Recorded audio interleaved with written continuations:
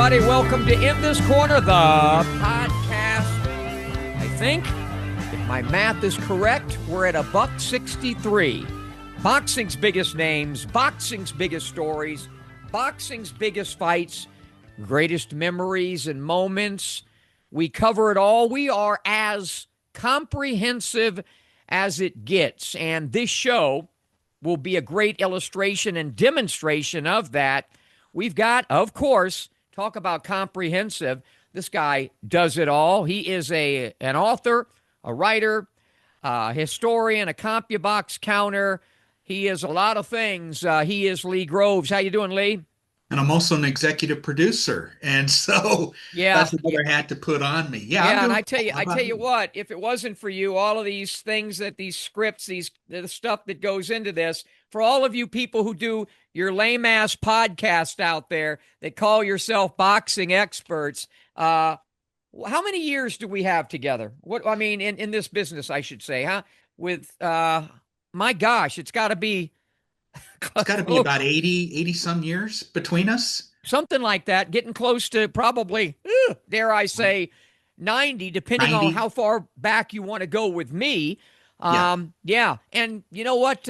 Speaking of going back, when I think about going back to my old radio days, our very special guest today, and she's been on with us before. I think I met this young woman in like 1993 when she was early on in her what would be a Hall of Fame career. She was fighting in Punta Gorda, Florida, I think. I was living down there in Southwest Florida in Fort Myers. We are talking about, of course, the coal miner's daughter, Christy Martin.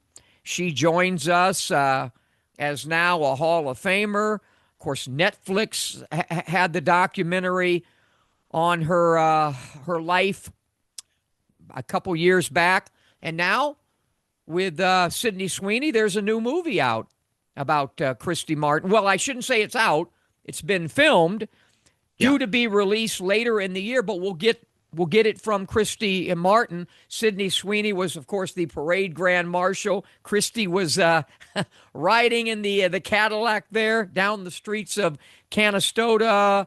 Wow, about a month ago today, I think, as we tape. Yeah, as we tape this, so Christy Martin will be with us. But before we get to Christy, I think that'll be in block two. If I looked at what the executive Yes, producer sent me here, we've got a lot of stuff to get to, we and do. you've got a lot of heavy pugilistic lifting. So just fire away, man. All right, so we'll start with the reviews. Last Saturday on DAZN, a card emanating from Manchester, England, featured three fights of note. The first was a terrific 10-rounder between lightweights Aqib Fiaz and Alex Murphy, who happened to be a late sub for Michael Gomez. The two went hammer and tong for 10 solid rounds, and in the end, Fiaz emerged with a razor-thin unanimous decision victory. This is one of the better fights of the year. I would suggest that you go on to Zone and check out the replay. You will not be disappointed. Why was it one of the better fights? A lot of work rate for Murphy, a lot of effective, harder punching by Fiaz. It was a nice mix of styles. Actually worked the card for CompuBox and I was counting Murphy. And boy, oh boy, it is one of those fights that I really enjoy because Murphy really kept me busy, kept me sharp. It was just an entertaining ebb and flow kind of fight. So I really liked what I saw. And the second fight featured former two-time 130-pound champion Joe Cordina. He's coming back into the ring for the first time in 13 months, and he scored a hard-fought 10-round unanimous decision over Mexican Jarek Gonzalez. Promoter Eddie Hearn is hoping that Cordina will fight the winner of November's fight between England's Sam Noakes and America's Abdullah Mason. They're going to be fighting for the vacant WBO lightweight title. Keyshawn Davis lost it on the scale, so now they're going to fill that void. Finally, the main event saw Jack Catterall score a 7-round technical decision over Harlem Eubank after an accidental butt created eye cuts on both fighters. Up until then, it was a pretty ugly fight. The styles simply didn't mesh, but Catterall was getting the best of whatever action there was. Eubank, of course, wants a rematch. but Catterall and Eddie Hearn said that they want to get a title shot next. I think it would be a public service if these two fighters never meet in the ring again. It was just that ugly. And speaking of Manchester, Ricky Hatton made news as far as that is concerned. We're going to talk about that later on in the show in the Block C, by the way. Okay, Uh, so we go from the reviews to some very interesting previews, and with it, I think I expect storm clouds coming. I sense a tornado warning from Mr. Groves. yeah, that'll come in a couple of minutes. But as for the previews, now we're taping on Tuesday, and there are several big cards that are going to take place this weekend. One of them is Friday's all women's card at Madison Square Garden.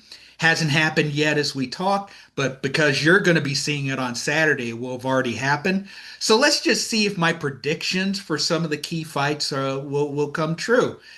This is about as stacked a card as anyone could want, as there will be six world title fights, including three for four belt undisputed championships. And because our time is limited, I'm just going to focus on the three undisputed title fights. First, Alicia Baumgardner will defend her four 130-pound belts against Jennifer Miranda, who comes into this fight 12-0. My pick is Baumgardner on points. Next, Cherneka Johnson of Australia will fight Texas's Sharetta Metcalf to unite the four bantamweight title belts. Now, originally, Metcalf was supposed to fight Dina Thorsland, but Thorsland had to vacate those belts for a very good reason. She's going to become a mama. So Cherneka Johnson steps in, and all four belts are going to be on the line.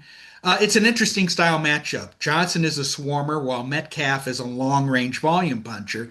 But as for the fight, I'm choosing Johnson to win on points. She's 10 years younger, 30 versus 40. Let's see how much Sharetta has left. And in the main event, we're going to see the trilogy fight between undisputed 140-pound champion Katie Taylor and Amanda Serrano. I thought Serrano won both of their previous fights, and I'm going to pick her again because although home country advantage didn't help Serrano in either of the first two fights, the controversial nature of the second fight, I think, will result in her getting the benefit of the doubt in the close rounds. And it's also at Madison Square Garden. It's her home state. I think that'll work in her favor as well. Also, Taylor just turned 39 years old, and even though both of them are, past their primes, physical primes, I think that Katie is a little bit further over the edge of the He mountain is. than Serrano You think is. So, Serrano has any chance at getting a stoppage in the fight? she almost got one in the first fight, Right. but she's capable of it. I think if anybody is going to score a knockout, it will be Amanda Serrano. I don't think that's going to happen. Katie Taylor is still very technically sound. She knows ring generalship. I know that her ring generalship is something that you are very impressed by. What are your thoughts on Well, that I, fight? I mean, I'm not going to spend a lot of time on it. I thought Katie eked out the first fight, even though I picked Serrano. Katie's ring generalship, something that is really lost in space, although, according to you, Ring Magazine had an article about ring generalship. They should have had me do it since I've been in the ring with more world champions than anybody on earth and know more about it than anybody on earth except the fighters themselves that do it. By the way, good for Ring to do that. Who did that, by the way? Let's give it a. Do you I know think the? it's Adam Abramowitz, but Okay, I'll have good. to. Good for Yeah, him. Good. No, yeah. no relation to Danny Abramowitz, the wide receiver, but that's I'm showing my age there. But anyway, yeah, I agree with your assessment. I think that Taylor's completely on the other side. Serrano's got more, and she deserved the second one. Probably will get this one. So yeah, I agree with you. So Yeah, I think it's Adam Abramowitz. That's okay, who wrote the article. So, and by the way, in that same article issue of Ring Magazine, you will see my feature on Nino Benvenuti, who recently passed away. good. So now we'll move on to Saturday night's card, which everybody hasn't seen yet. It will take place inside Louis Armstrong Stadium, which is best known for hosting the U.S. Open in tennis. But here, however, it will play host to an interesting quartet of fights. First, former champion David Morrell will fight undefeated Australian-based Russian Imam Katayev 5 months after losing to David Benavides. Here we have two aggressive power hitters, but because Morrell, I think, is more well-rounded, I think that he'll win by TKO. Next, Alberto Puello is going to defend his WBC super lightweight title against former IBF king Subriel Matias. Puello is the slick boxer, Matias is the bomber. And although Matias gets hit a lot, I think that his work rate and his pressure will eventually win the day. And as for the main event, hometown hero Edgar Berlanga is going to face Hamza Shiraz, who is fresh off a draw to WBC middleweight champion Carlos Adames that many, including me, thought he should have lost. Shiraz is moving up in weight. He's fighting in the U.S. for the first time, and he's fighting Berlanga on Berlanga's home turf. I think there are just too many factors that are working against him. I'm picking Berlanga by TKO in this one. And all that said, the most interesting fight for a lot of us is going to be the co-main event between WBC lightweight champion Shakur Stevenson and WBC secondary titleist William Zepeda. Now, it's been a while since I've done this, but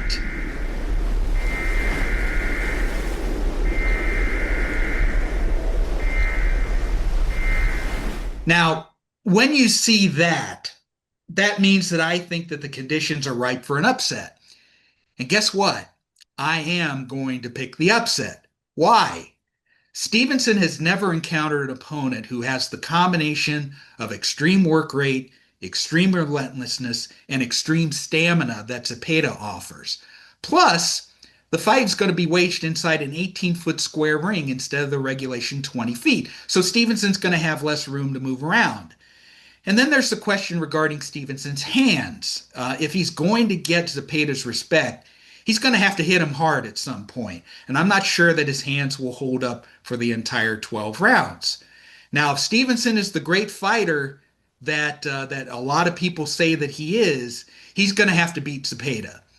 And if Zepeda allows the moment to get to him and he tries to come out of the corner and tries to box Stevenson, he's going to lose. But if he starts the way he normally does, all out all the time, he not only will win, he might even stop Stevenson. Shakur's the betting favorite, and he's the betting favorite for a good reason. But I'm going with my gut, and I'm picking Zepeda to dethrone Stevenson. Okay. And how do these guys match up? Physically, usually when we think of Shakur, he's got a height and reach advantage, but not so this Saturday.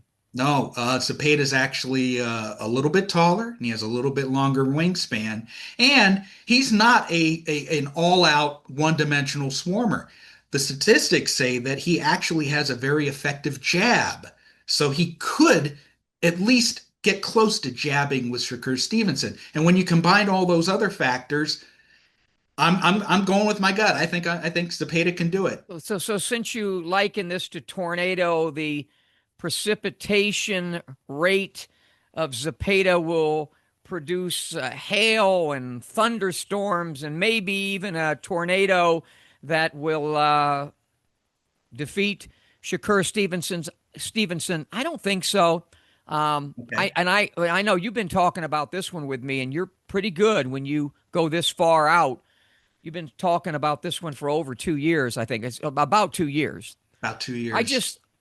I think Stevenson possesses the right stuff. He has it, but will we see it?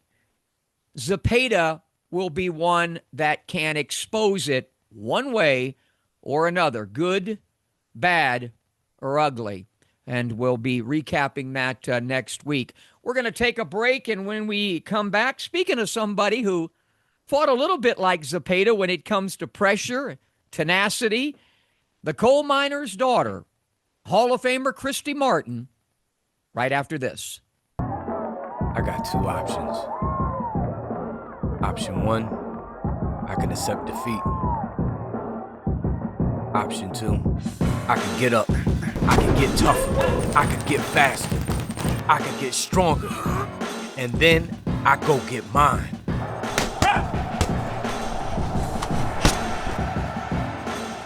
I made my choice. Have you made yours? back in this corner of the podcast, Buck 63, boxing's biggest names, boxing's biggest stories, boxing's biggest fights.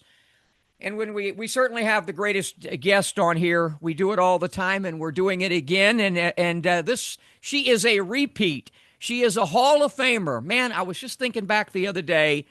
I first met Christy in like 1993. I think she was fighting in Punta Gorda.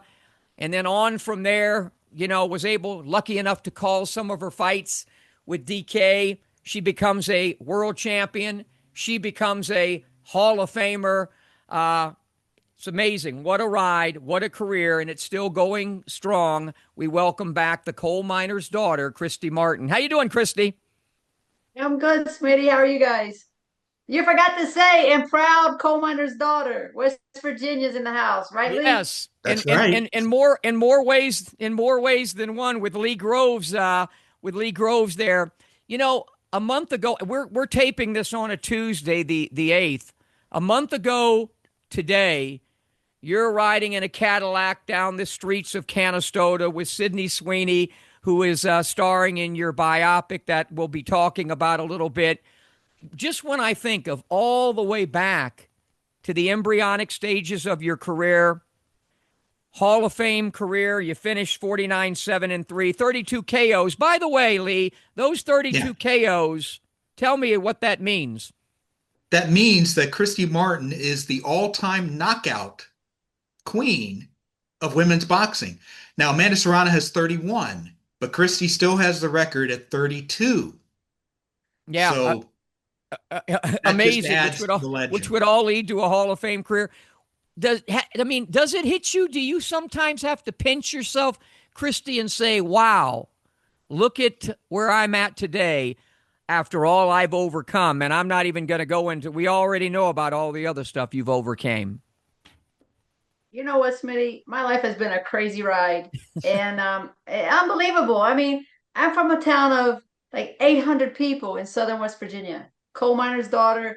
You're growing up, and when you grow up, I think most people dream of what the future is going to be like.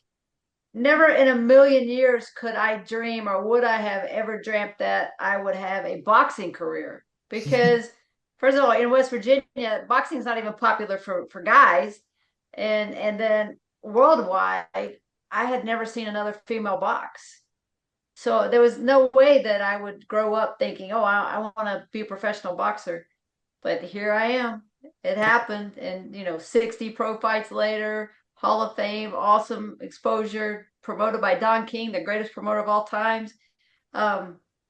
And now that segues into you and your promotion, Christy Martin Promotions. I had somebody ask me the other day, why didn't Christy, this Hall of Famer, decide to train fighters? Why did she go into promotions? And I gave them an answer, but I'd rather you, because I'm sure a lot of people wonder why promoting boxing. By the way, that can cause a few ulcers, but tell us why you went that route. Well, it's easy. I did try to train fighters, but it's too hard. No one wants to work, in my opinion. No one wants to work as hard as you have to work to be successful at this. It's not easy. It's not guaranteed. And you just make so many sacrifices. You miss birthdays and vacations and this and that, but that's what you do because this is the life that you chose. So the only way that I could really see myself fitting into boxing was trying to do promotions, and it is so much harder than being a fighter. I would much rather be a trainer and a fighter or a fighter, but promotion is where I kind of can fit in. And we're right there at that level, Smitty. We're gonna either make it or break it right now. Oh, you've already made it, so to speak. As I flip to Lee Groves, we're going to talk about, you've got two big cards coming up, one in Pechanga, and then I think I believe in Nashville, as well. As I flip to Lee Groves. Well, speaking of how difficult it is to be a promoter, do you ever think to yourself, oh, okay, so that's what Don King meant? What are some of the things that make you think that kind of thing? Ask me crazy questions, or trainers will ask me questions. I often think, how would DK answer that? Mhm. Or I have picked up the phone and asked him, what should I do? Why, would you do this? So I appreciate the knowledge that I gained being promoted by him, but now that I can ask him questions and he'll really tell me the truth, because back being promoted, you are going to get the same answer as I will get today. Um, I learned a lot from him. Obviously, I learned what to do and what not to do. I Mhm. try to make sure all my fighters feel special. He has so many fighters, and he has so many great fighters. Um, I guess it was hard to make everybody feel like they mattered.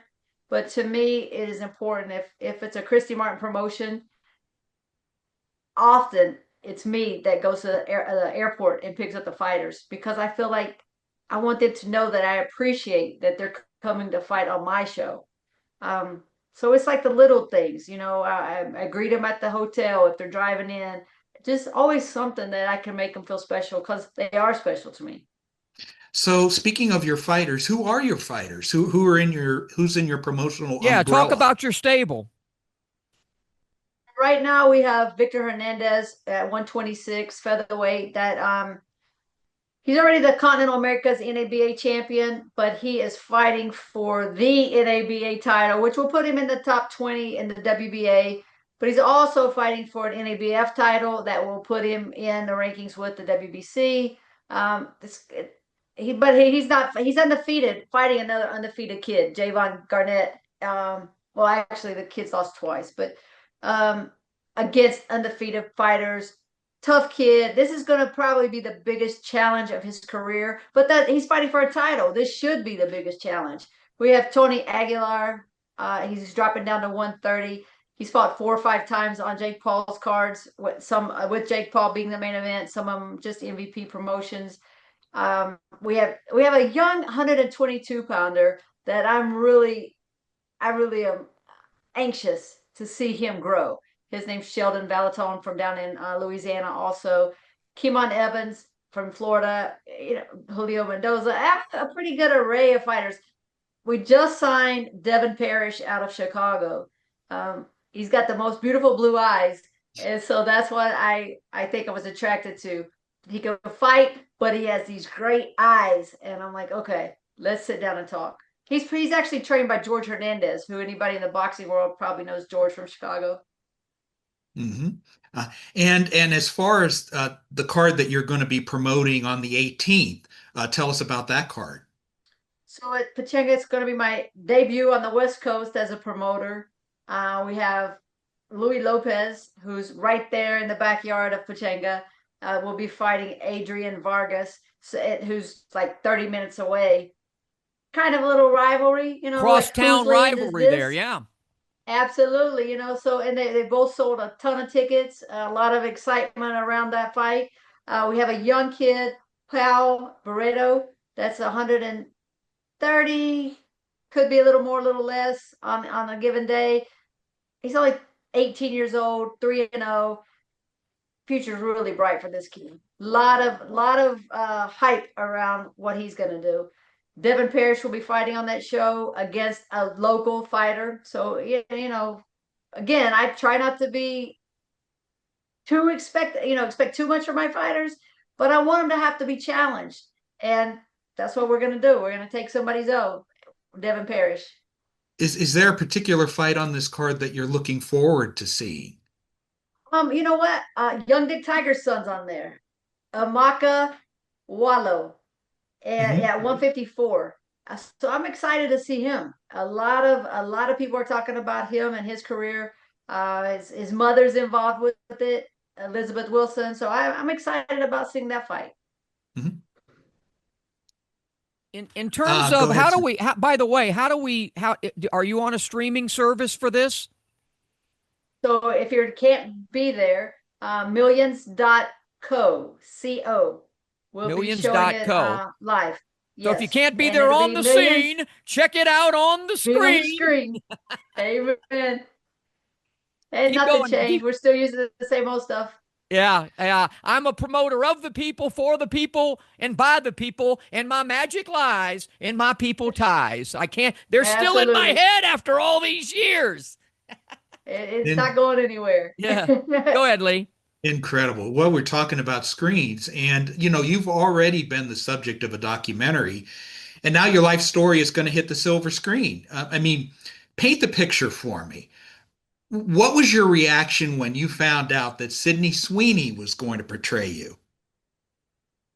It's pretty overwhelming because everybody out there, they talk about Sydney Sweeney, and it's all she's how sexy, beautiful. She's one of the hottest actresses right now in Hollywood. Um, she's gonna play you, and like they didn't know that she's a tough side to her. Mhm. She actually started out in her teens. She did MMA, so she has that and understands the competitive drive of being a fighter, and that I think pushes her in her career. I mean, of course it did in this movie, but even in like her other roles, that's why she wants to be the best, and she has that fire inside of her.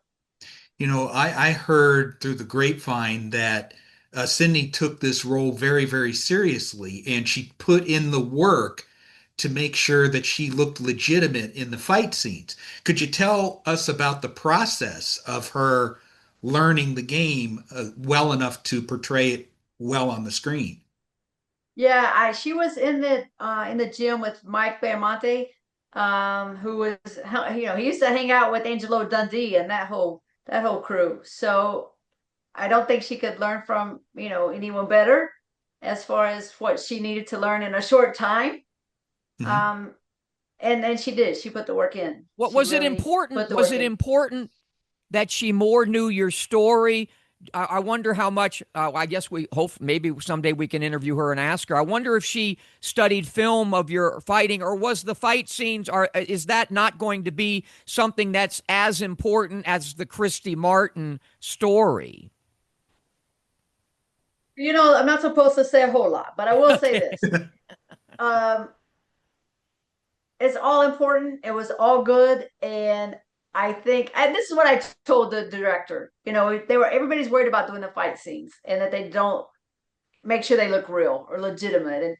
And I told him, I said, you guys are worrying too much about this because even after a fight, Monday morning, people are bitching that so and so didn't throw enough jabs. They didn't throw a good jab. They threw a sloppy right hand. They didn't slip after they That's threw, right. this combination. So come on, the fight scenes, they're fight scenes. It's It's a good Hollywood. They're point. not fighters, That's a right? good point. Yeah. They complain about real fighters. So of course they're gonna complain about the fight scenes. I was So, Even though they're really good. They I are was good. I was lucky enough to call a lot of your fights.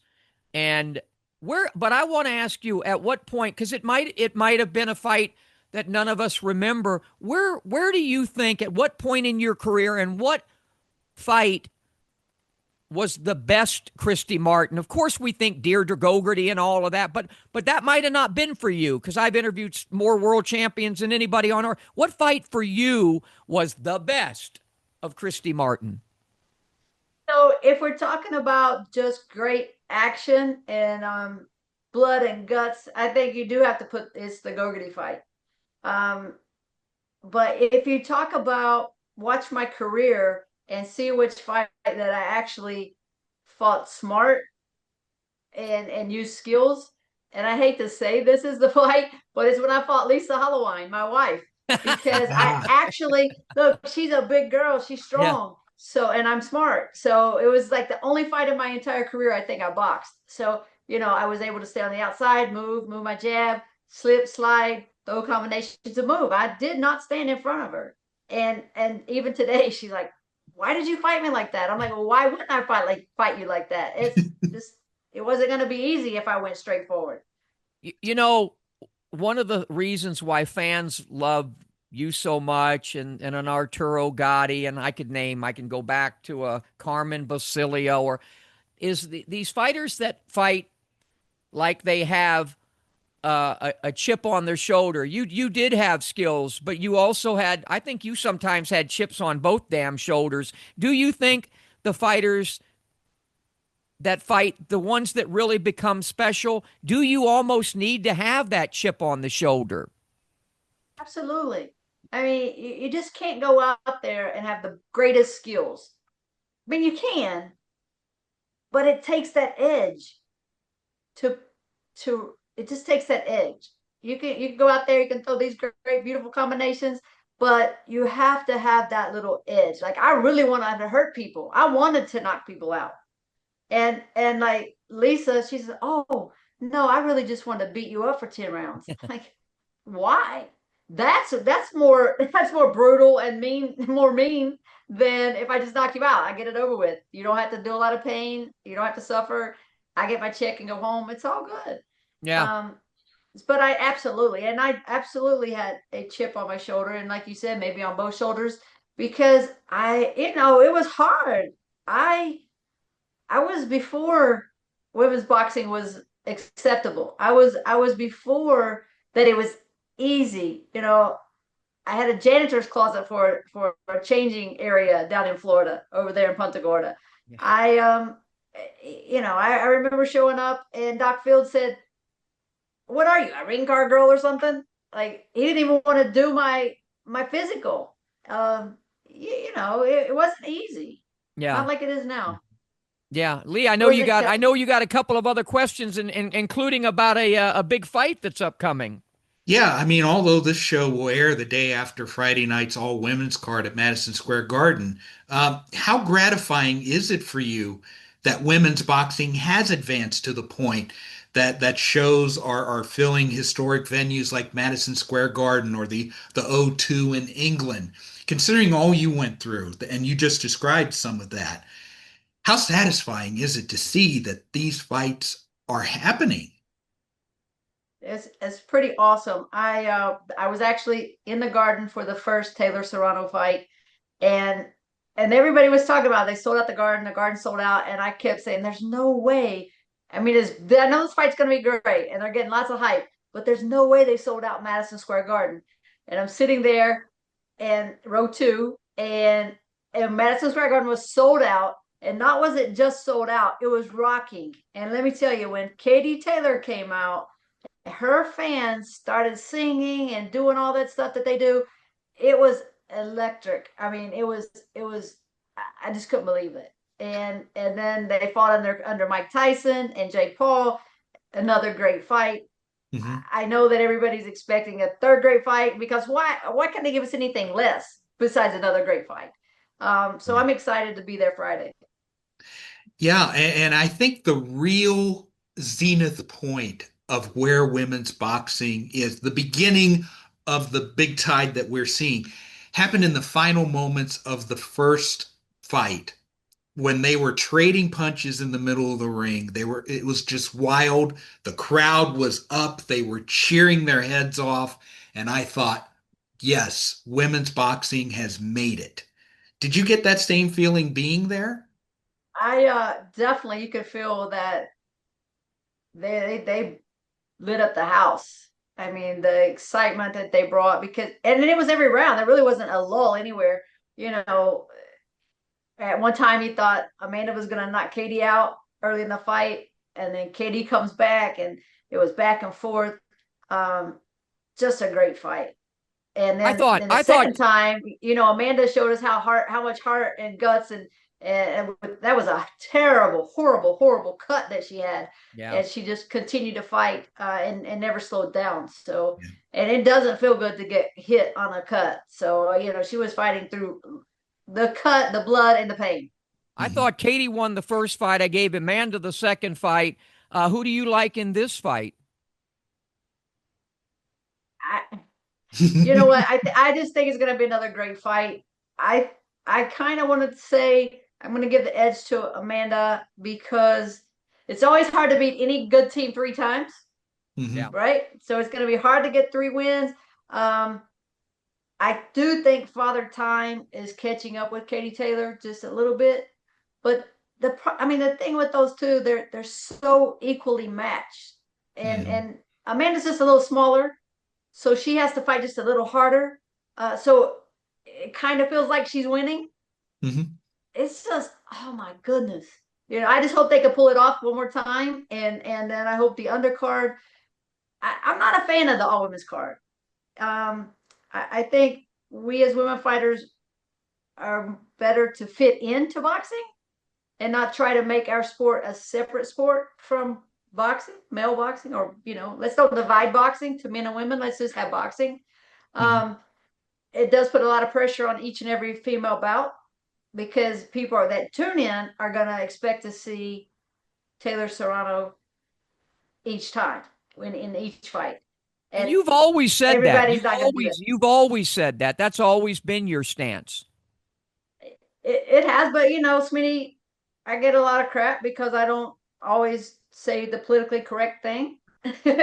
But I'm getting old now. I can say whatever I want. Yeah. Right? You know what though, that wasn't the greatest outcome for you, but I did the Layla Ali fight, and I do believe, and unless I was lied to, I was told the pay-per-view numbers for that did well. That's what I was told. I don't know. I don't know if you would know, but may have not been the outcome that you wanted.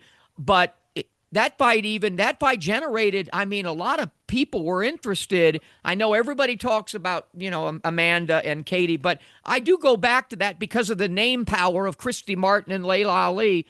I thought a lot of people, and that was back with, there wasn't as much piracy. People really had to pay-per-view the damn thing, We sold a little over 100,000 pay-per-views, which, I mean, it's not the millions that Jake Paul and Mike Tyson and all these guys sell, Floyd, but it was pretty damn big for a women's fight. And then there are some male champions that can't do 100,000 pay-per-view buys. Plus, we sold out the Coliseum. They added seats. A lot of people came. It kind of stinks that I didn't fight better, but hey, you know what? You are a Hall of Famer. You've got Pachanga on the 18th.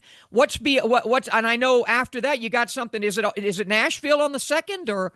So Nashville's August 2nd. We have Victor Hernandez fighting for the 2 titles. That card's loaded. Keemon Evans, my fighter, will be back up there. Louis Spencer, who's a hometown favorite there, he'll be on the show again. That's going to be an exciting show. Then October the 2nd, we're going to do a black tie event in Altamont Springs, Florida, which is just outside of Orlando, to raise money for domestic violence awareness. Okay. All right. Well, that makes up. Hey, by the way, before we let you go, you're a champ. Where's Champ at? Champ is right here. There's Champ. Champ has to make an appearance. Somebody just walked by delivered something at the window or at the door, and he walked by the window, so he didn't like that. Well, my boxer Charlie Burley's laying in my bed because I left the door open. But we wanted to see Champ. Listen, Champ, we wish both of you the best on the 18th, and then of course the 2nd, and we'll certainly have you on again. Do you think that will the movie make it to the big screen in 2025, or do you think it might be delayed to 2026? You know what's funny? They're telling me, yes, it's going to, but they also tell me to be patient, and I laugh because to me, this movie thing is like a fight. The bigger the fight is, the harder, the longer it takes to make it, or the longer it's going to take for us, to actually see it. So I think it's going to happen in the fall, but it's going to be fall before we get turned around. Yeah, absolutely. Well, listen, we wish you the best with Pachanga and everything and anything in and around and above that. The coal miner's daughter from West Virginia, Hall of Famer Christy Martin. Thanks for joining us again on In This Corner.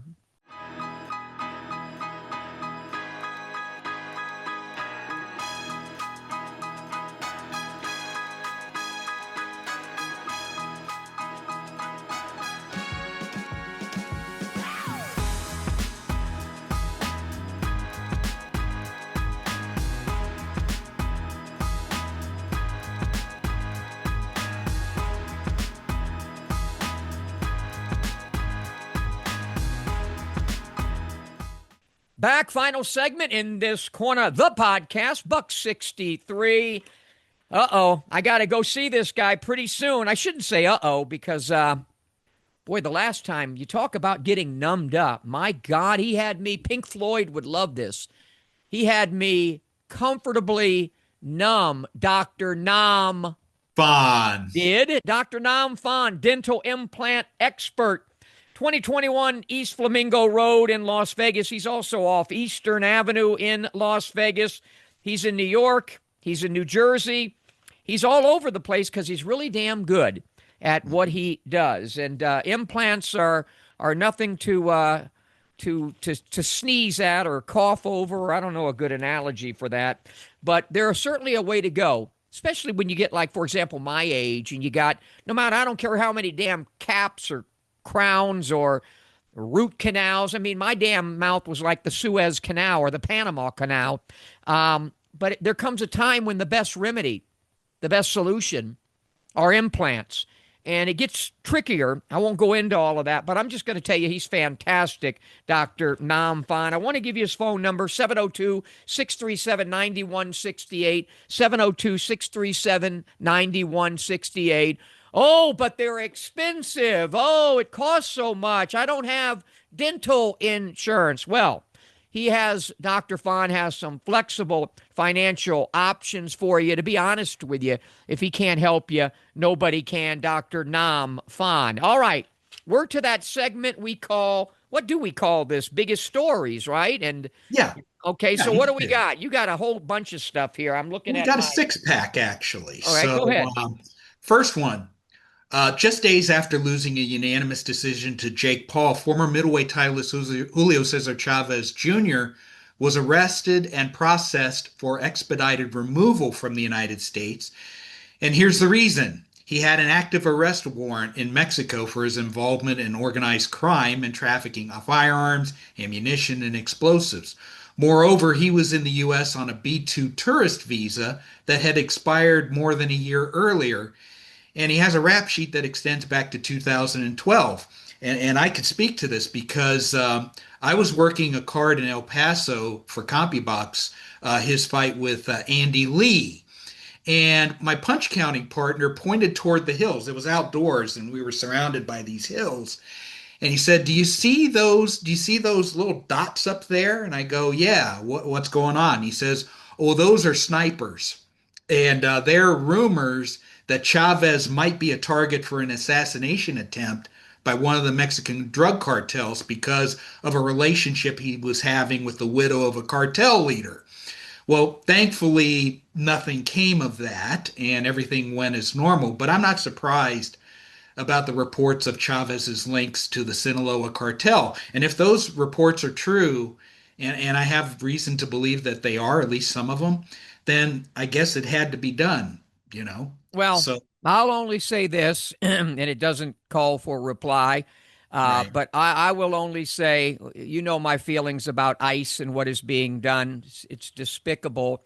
The timing of this for me is curious because I know that right before the fight, he had criticized the Trump administration, Chavez Jr. had, for the way they're handling things. So I really, truly, none of what you say I will disagree with because I've heard some of those things too. Mhm. The timing of it is very curious and very in keeping with a lot of the stuff that's going on. But what a talk about a different kind of a life. We just were talking about Christy Martin. If ever there's been such a disappointment, you know, I was lucky enough to be with Julio Cesar Chavez at his house in Culiacan at his 50th birthday. And although no angel, no saint, Julio, boy, he's still absolutely considered with Canelo and a few others, Finito Lopez, the greatest of all Mexican champions. And I just can't think as a father, you know, I have two sons. I just can't imagine all of this. And is it ever going to end positive for Julio Cesar Chavez Jr.? I don't know. I don't even know what to say other than that. But I know you've got a lot more to get to. Yeah, story number two, the WBA, following Jake Paul's win over Chavez, the WBA followed through on its promise by giving him a number 14 ranking in its cruiserweight ratings, which in theory would make him eligible to fight Zurdo for the title. The move sparked heavy criticism from the public as well as from other ranked fighters, especially the guy who was previously number 14 in the WBA ratings. And the criticism has been such that the sanctioning body is reconsidering the rating of Jake Paul. They're set to review its decision at the WBA European Convention in Madrid in a couple of weeks. So it looks like the WBA giveth and it might taketh away. Okay. Yeah. And speaking of Jake Paul, and this is sort of a counterbalance to sort of the outrage that the Chavez fight engendered. Jake Paul reportedly donated $500,000 to pay for a double lung implant that Ben Askren, a former opponent, that had to undergo. Um, the reason is that a double lung transplant is among the most expensive operations that there can be. And because of that, his insurance company, Askren's insurance company, refused to provide coverage. And so a fund was created to cover the costs, sort of to ease the burden on Askren and his family. And Paul came out and he said that this was a terrible situation and he was in a position to help. So he reportedly donated $500,000 for that fund. That's cool. Askren got the transplant. He's recovering. So when you also consider that he promoted this this Friday's upcoming all women's card at Madison Square Garden, it's not all bad for Jake Paul, is it? No, that's cool. That was a good thing, and um, I nothing but positive things to say for a maneuver like that, a move like that, and he's done other uh, really acts of benevolence for other fighters and the things that he's done. For that, I've never criticized him, and I will applaud him for that. So there you go. Very much so. And speaking of medical stuff, you want to feel old. I did after hearing that Thomas Hearns underwent a successful hip replacement surgery a few days ago. Hearns said that the procedure was needed because he had developed a bone-on-bone overlapping, and it caused some real grating. So there was an Instagram post that included a photo of him using a walker. Yeah, I saw that. That was kind of a jarring sight. But the good news is that he says that he's back home, he's recovering, he's starting full-time physical therapy, and best wishes to the Hitman going forward. And I know we're gonna end this on a sad and somber note about a fighter, and you brought this to my attention, and this is what makes Lee Groves the best in the business at what he does, pointing out things like he's going to right now as a historian about one Michael Lowe who passed away. I think he was in his mid 60s or 50s, I think. Yeah, only a handful of fighters in boxing history have ever retired undefeated. And, we all know about Rocky Marciano and Floyd Mayweather and Joe Calzaghe, who we had on our show not too many weeks ago. One of them was former WBO welterweight champion Michael Lowe, who was also known as Mihai Lu, native of Romania. He passed away at age 56 after an 11-year battle with colon cancer. Lowe won the vacant WBO welterweight title by unanimous decision against Santiago Samaniego, who I believe was related to Roberto Duran. He won the title. He made one successful title defense against Irish Olympic gold medalist Michael Carruth. And then, because of injury, he retired at age 29 with a record of 28-0 with 10 knockouts. After walking away from boxing, he became a race car driver, just like his father Nicola was. And he experienced success as he won the 2003 Romanian National Rally Championships. He also ran for political office in 2007, but there he fell short. Smitty, you often speak about how you wish that more fighters would get to experience a good life after boxing, LAB. LAB. And in this case, we have a fighter who got out at the right time, Yeah. and he found a productive way to spend his time away from boxing. So your thoughts on the life of Michael Lowe? I didn't know much about him, Lee. I mean, I remembered the name. I remembered the unbeaten thing, but I was really glad that you pointed out to me and glad that you're doing it for the audience here. Somebody who seemed to have jam-packed a lot into his, what was it, 56 years Yeah. between boxing and auto racing and everything else. A sad way to end it, but a real positive life. And I guess you're going to end this with a couple of other fighters that are making comebacks. One that I recently worked with, and one that was recently on our show. Yeah, the one on their show, Ricky Hatton. A couple of days ago, news broke that the Hitman, just like Thomas Hearns was called the Hitman, Ricky was called the Hitman. He announced that he will be returning to the ring after 13 years away, and he'll be doing so, at least it's scheduled, for December 2nd in Dubai against 46-year-old Issa Alda, who is Dubai's first ever professional boxer. Ricky says that he's doing it because this is a fight that he can handle as a 47-year-old. He'll be 47 by the time the fight comes around. He says that training for this fight gives him a purpose and something to look forward to. And, Ricky was on our show talking about his mental health issues. And so looking forward to things is very important to him. And he also wants to give the fans a pleasing performance. You're friends with Ricky. You've known him a long time. I know what your stance is about fighters coming back from at advanced ages and things like that. But what about Ricky's situation? I understand it, and Ricky's smart, and I know he's picking the right type of guy. My whole thing, not for Ricky, for everybody. And, I'll just say Paulie Malignaggi, who I worked with, he's going to be doing a bare knuckles thing with coming up. And I told Paulie, as much as I like him, I think it's a mistake. What the thing about trying to do something to keep busy and to keep your mind active, I think what these fighters sometimes, even a Tyson Fury and all of them, that you're kind of defeating the purpose if you're worried about mental health and you're going to put yourself in harm's way of getting hit in the head.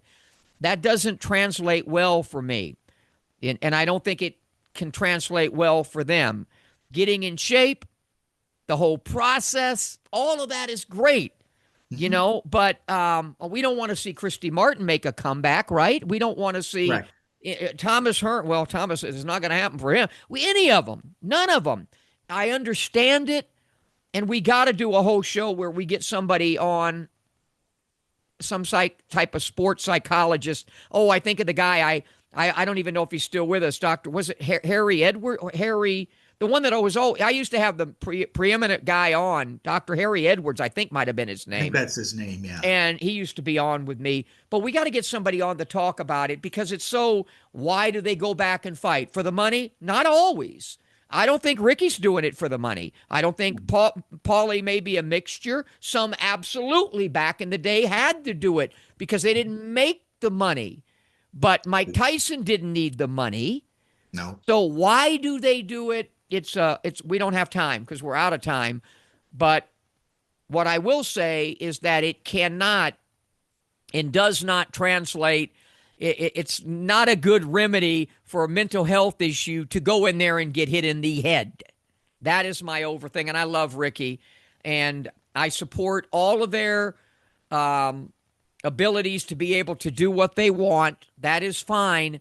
But I think there's other ways to release this adrenaline. I know the feeling. I'm 100,000 years old and I'm out there hitting the heavy bag. I just finally stopped hitting it 15 rounds. I'm a 15-round guy back in the day. I have learned now that I better cut that crap down to, to maybe 10 rounds. If Dazzling Dawn is worried about my ability to actually dance with her, so for my physical conditioning. And by the way, she saw a snapshot of us actually filming this show, and she wondered what the triple D was that's attached to my camera. I'll share this with you, Dazzling Dawn. That is for dig, depth, and delivery. It's a broadcast thing. Anyway, good stuff. And finally, once again, so that people didn't hear you wrong, it's Shakur Zapata Saturday night. You've got like 10 seconds, 9 seconds to change your pick. What's it going to be? I think it's still going to be Zapata. I'm going with my gut here. I think the smaller ring, the hands, the whole thing, it adds up to a potential upset, and I'm going to pull the trigger. I'm going to pick Zapata. There's your tornado warning. We'll find out. By the way, what do we got next week? We've got some important stuff to do next week, right? We do. We have a panel show. That fight for one thing, but what else do we have? Well, I mean, we're going to do a panel show. We're going to talk about Usyk Dubois rematch. We're going to talk about some of the other important Manny Pacquiao.